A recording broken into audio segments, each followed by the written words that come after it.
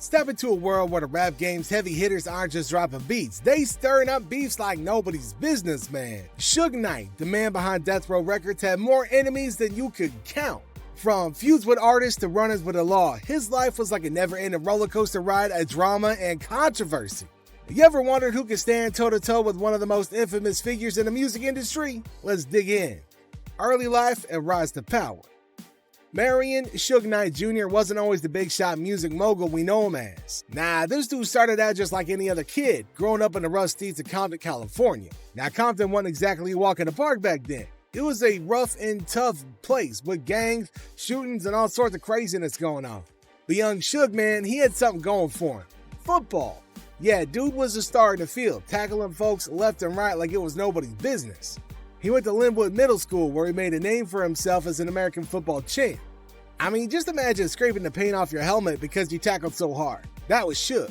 Now, after school, most people might have thought Suge would go pro, but that didn't quite happen. Instead, he got a taste of the NFL action by playing a couple of games for the Los Angeles Rams in '87. But the man wasn't feeling the whole NFL vibe. Now, he thought they treated players like slaves. So he hung up his helmet and decided to switch gears. Now that's when he swapped tackles for tracks, making his way into the music scene. But of course, as it be, his journey wasn't all smooth sailing. Now, he had his fair share of run-ins with the law. He worked as a bodyguard for a big-name artist and even dipped his toes into promoting. And yeah, he wasn't afraid to get his hands dirty when he had to. See, it was all part of the hustle, and if you know, you know. And in the music world, fights and disagreements happen a lot, man. So Suge was involved in a ton of them too. Vanilla Ice. Alright man, it's time to stop collaborating and listen, cause Ice is back. Yeah, we know the guy behind the mega hit Ice Ice Baby.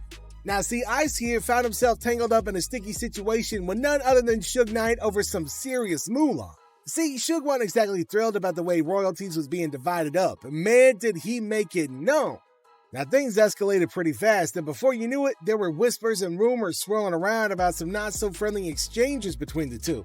Knight's aggressive tactics and no-nonsense approach didn't exactly help ease the tension either. Man, it was like a straight-up storm brewing in the music industry, and Vanilla Ice found himself right in the middle of it all.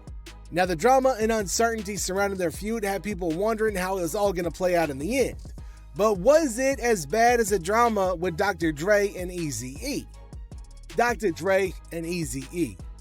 Knight wasn't one to play it cool when it came to getting what he wanted, especially when it came to controlling artists like Dr. Dre and Eazy-e.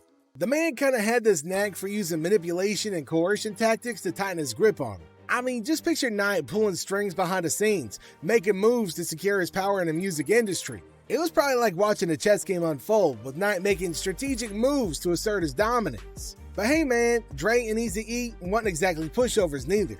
Now, they stood their ground, but it wasn't without its share of clashes and power struggles. Now, in the end, it was a battle of wits and egos, with Knight determined to come out on top no matter the cost. Now, a lot of people believe that Suge Knight may even be responsible for the death of Eazy-e. I mean, Knight was seen beating him up one time as well, so physical violence was definitely in the picture. But that's not the only death pinned on the dude. Feuds with Tupac Shakur. Alright, there's been a lot of talk and speculation about Knight's role in Tupac's death, and it's been a wild ride trying to separate fact from fiction. Now, some people believe that Knight had a hand in Tupac's untimely demise, while others think that it's just a whole bunch of nonsense rumors. But the reality of the situation is that Tupac's death left a gaping hole in the music world, and the aftermath was filled with chaos and confusion. I mean, just imagine a room full of people each pointing fingers in different directions, all trying to figure out what the hell happened and why.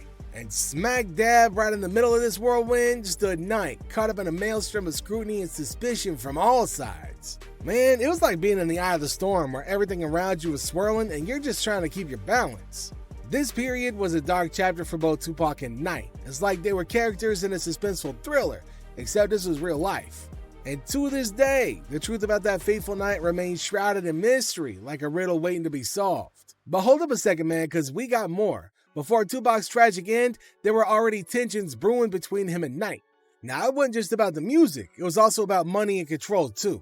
See, Tupac wasn't shy about airing his grievances against Knight and Death Row Records. It's like they were on opposite sides of a tug-of-war, each pulling harder for their own interests. People love a good mystery, right? Well, the speculation about Knight's involvement in the feud between Tupac and Biggie was like wildfire, spreading fast and furious. Now, it's as if everybody had a theory, but nobody had all the pieces to the puzzle to make it whole. The Notorious B.I.G. Alright, so check this out. Now, some people think that Knight had a hand in stoking the flames of a rivalry, while others say that it's all just a whole bunch of blameless, mindless hearsay. But look, man, one thing's for sure.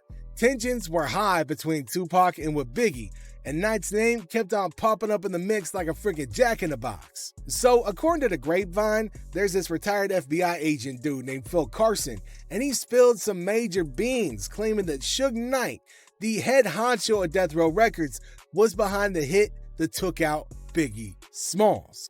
Now, I know what you're thinking. That is some straight crazy nonsense, right? Anyway, the story goes that Suge wanted to take down P. Diddy, who was with Biggie at the time, as payback for Tupac's death. But here's the real kicker, man. This is where it gets messed up. Instead of hitting Diddy, they got Biggie. Now, this all went down in LA on March 9th in '97. Now, Biggie was just 24 when it went down, and it shook the music world big time. Now, Phil Carson says the trigger was pulled by a dude named Amir Muhammad, who was once known as Harry Billups. Now, apparently, dude's got ties to the Nation of Islam. Let's talk about a plot twist. Oh, but get this craziness, right? Apparently, now the dude's living a regular life working in real estate in Georgia. I mean, life's strange, right? Now, Carson also claims that there was corrupt cops from the LAPD involved in covering up the whole thing. It sounds like something straight out of a movie, right? Suge Knight right now is serving some heavy prison time due to a hit and run. Feud with Eminem. Alright, so Knight and Eminem weren't exactly best buds, to say the least, man. Knight had some straight up hardcore beef with Eminem, and he was not afraid to show it. See, there was rumors flying around about Knight trying to intimidate M, and let's just say that things got a little bit heated. Knight's attempts to throw his weight around didn't exactly endear him to Eminem or his fans. In fact, it kind of made Knight look like the bad guy in the situation. And you know what they say about bad reputations, man. They stick like glue, or like a glove to OJ.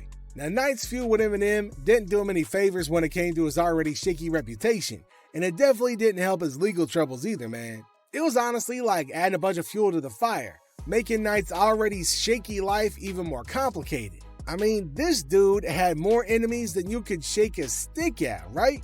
From feuds with fellow artists to clashes with record label executives. Like, Knight's aggressive tactics and shady dealings left a mark on the industry, for better or for worse. And in the end, it was his own downfall that sealed his fate.